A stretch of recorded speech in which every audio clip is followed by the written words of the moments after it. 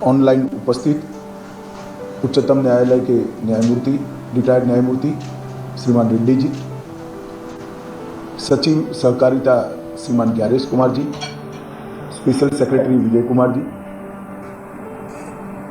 उपस्थित सभी इस रिफंड प्रक्रिया से जुड़े हुए अलग अलग भारत सरकार की संस्थाओं के अधिकारीगण और जिन्होंने मेरे साथ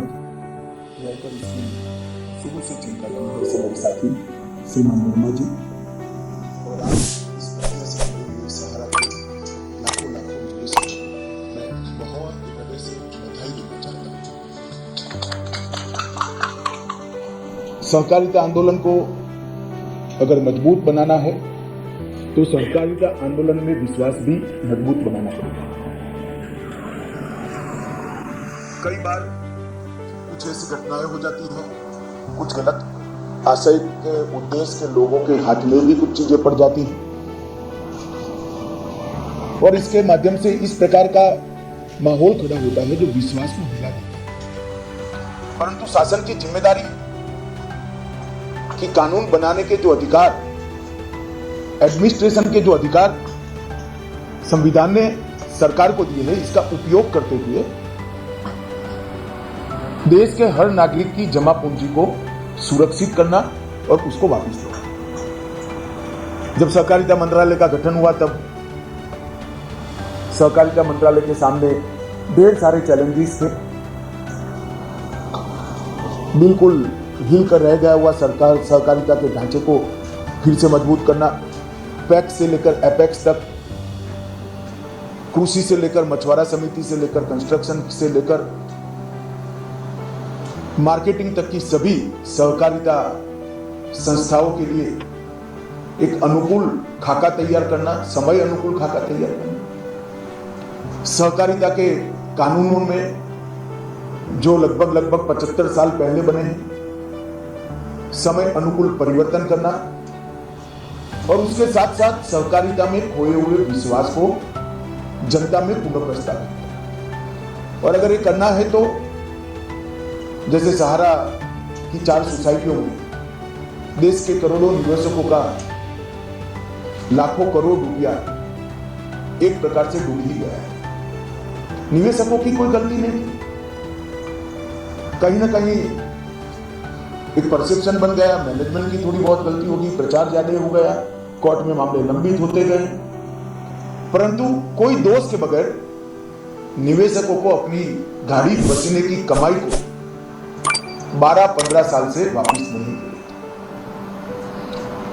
मोदी जी का उद्देश्य है कि देश का हर गरीब व्यक्ति, हर मध्यम वर्ग व्यक्ति इसके अधिकारों की रक्षा हो और ये भी देश के नागरिक का अधिकार है कि जो पैसा उन्होंने निवेश किया है वो उनको वापस मिल जाए। सहकारिता विभाग ने बहुत समय पहले, वैसे बहुत लंबा समय हो गया, परंतु लगभग 1 साल पहले हमने इसकी मीटिंगें शुरू की। ढेर सारी सरकारी एजेंसियों में इनकम टैक्स से लेकर, ईडी से लेकर, सीरियस फ्रॉड ऑर्गेनाइजेशन से लेकर सीबीआई तक ये मामले फंसे थे और सबके अटैचमेंट्स थे। पैसा तो था परंतु अटैचमेंट। एक सरकार के सभी विभागों का मीटिंग किया गया, मीटिंग कर सभी लोगों को एक पेज पर लाने का काम हुआ और फिर सभी विभागों ने एक संयुक्त याचिका माननीय सुप्रीम कोर्ट के सामने दायर की कि हम सब सहमत हैं कि जो पूंजी जमा हुई इसमें सबसे पहला अधिकार छोटे निवेशकों का है, गरीबों का है और उनको ये पैसा नहीं मिलना चाहिए। और मैं बधाई देना चाहूंगा सुप्रीम कोर्ट के खंडपीठ को, जिसकी नेतृत्व निवर्तमान न्यायाधीश एमआर शाह साहब कर रहे थे। उन्होंने एक परिवर्तन लाने वाला सुप्रीम कोर्ट का फैसला दिया जिसमें सुप्रीम कोर्ट के रिटायर्ड न्यायमूर्ति रेड्डी साहब की अध्यक्षता में कमेटी बनाकर पारदर्शी तरीके से ये हर नागरिक को पैसा पहुंच जाए इसकी व्यवस्था करनी। और मुझे आनंद है, मैं एक प्रकार से कहूंगा मेरा लंबा अनुभव है, कोऑपरेटिव का भी है, सरकारों में रहने का भी है। जो कमेटी बनी है उसने और भारत सरकार की जो एजेंसियां पेमेंट करने में लगी, ये सभी ने एक रिकॉर्ड समय में अति प्रशंसनीय कामगिरी करते हुए इतने कम समय में आज सभी को पैसा वापिस मिल रहा है। ये मेरे लिए बहुत चाहे डिपोजिटरी का काम करने वाले हो, चाहे ऑडिट का काम करने वाले हो, चाहे आरबीआई हो, सभी ने इस काम को प्रायोरिटी। रेड्डी साहब ने भी अनेक मीटिंगें करी। सहकारिता मंत्रालय का तो दायित्व है ही, हमारे सहकारिता सचिव और विजय कुमार जी दोनों ने इस चीज को बड़े इमोशनल तरीके से लिया। तो जब 4 जुलाई को रजिस्ट्रेशन पोर्टल का शुभारंभ किया गया, रेड्डी साहब भी उपस्थित थे, तब कहा था कि 45 दिन में हम पैसा दे पाएंगे। मगर मुझे आनंद है कि 1 महीने के पहले ही आज पहली किस्त जा रही है और इससे 112 लाभार्थियों को पैसा मिल गया। 18 लाख लोगों ने अपना रजिस्ट्रेशन करा दिया है। इसमें 14 लाख लोगों का रजिस्ट्रेशन वैधता भी, मान्यता भी दे दी गई है और आज 112 लोगों को उनको बैंक अकाउंट में 10-10 हजार रुपया जमा हो रहा है। मुझे इसका हृदय से मैं खुद से काम कर यहाँ तक पहुंचने वाला कार्यकर्ता हूँ, जो मेहनत करता है, जो जीवन के लिए संघर्ष करता है, उसके लिए 50,000, 25,000, 1 लाख, 2 लाख रुपये का मूल्य क्या होता है वो मैं जानता हूँ। आज इन लोगों को मैं बहुत बहुत बधाई देना चाहता हूँ और कहना चाहता हूँ कि नरेंद्र मोदी जी का मुख्य उद्देश्य कम से कम तकलीफ समाज के अंतिम तबके के व्यक्ति को पड़े, मध्यम वर्ग को पड़े, वो उद्देश्य की परिपूर्ति करने में आज सहकारिता विभाग को सफलता मिली है।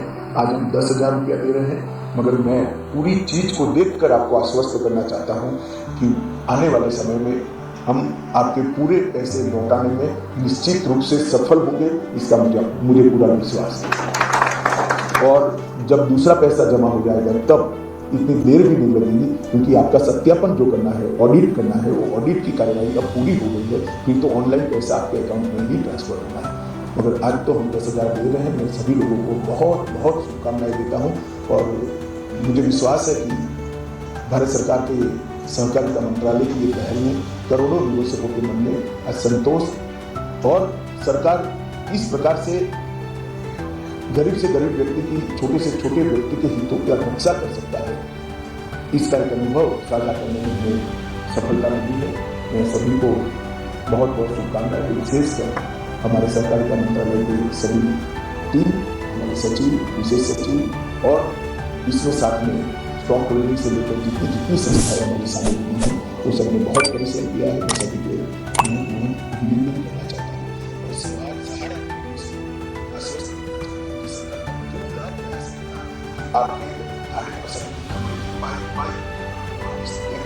इससे प्रयास करेंगे। आप सभी को शुभकामनाएं। टीम को फिर से एक बार बहुत बहुत धन्यवाद।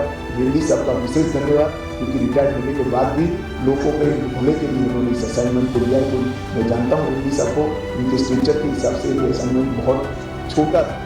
जब सुप्रीम कोर्ट ने ऑर्डर किया तब मुझे लगता था शायद रेड्डी साहब अपनी स्वीकृति नहीं देते, मगर मैंने फ़ोन किया कि साहब काम बहुत छोटा है, मगर करोड़ों लोगों के लिए काम है। तब उन्होंने कहा नहीं भाई मैं जरूर समझ लूँगा, और उन्होंने काफ़ी समझ लिया है। रेड्डी साहब आपका भी बहुत बहुत धन्यवाद विभाग की ओर से मैं करना चाहता हूँ, सहारा के निवेशकों की ओर से करना चाहता हूँ। अंत में सभी का धन्यवाद करके मेरी वाणी को विराम देता हूँ।